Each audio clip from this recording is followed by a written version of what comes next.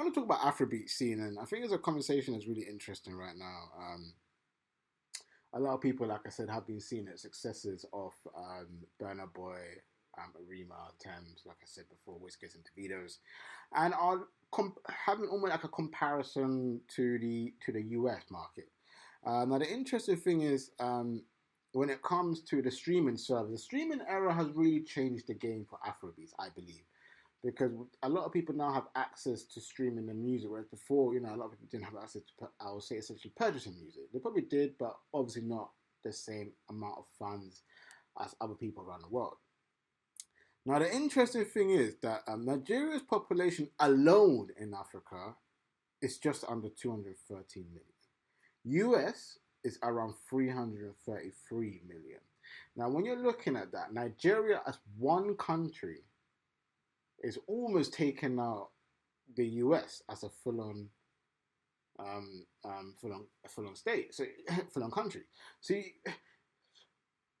it's interesting where US artists are at, because I feel like US artists don't tackle the African market as much as they should do. I'll even go as far to say they don't really tackle the rest of the world as they should do. You look at people, African artists, the Latino scene. As soon as they pop, the first thing they do is they branch out ASAP. UK artists try to do this as well. Not with us much success, but we try to do the same thing. As soon as we pop in our hood, we out. US artists, they just don't really do that. So like the US artists, I think they still live in. If I make it in the US, I don't really need to go anywhere else, which is fair enough. I'm not telling you that you have to, but I think Afrobeats is an interesting place, and I think Afrobeats is here to stay. Now, when you're looking like Burna Boy, but Burna Boy is doing arena stadiums. You feel me? Big, big, big, big, big bloody tours, fam. And I ain't even saying just Burna Boy. I think a lot of Afrobeat artists can do bigger tours than US artists, and that's a fact.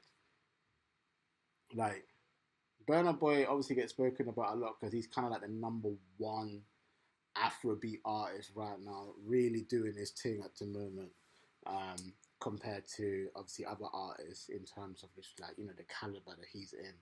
And I think it's very interesting watching where Afrobeat is going right now, because in terms of worldwide, in terms of TikTok, in terms of the movement, in terms of how many people wants to get involved, you could argue it is the number one genre right now. You could argue it's an argument for that. I saw a video of a Rima's song being played, and wow, the audiences were singing. I think it was like a baseball match.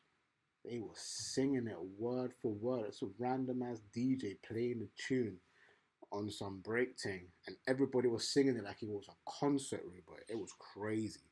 Um, it's just a testament to what Afrobeat is at the moment.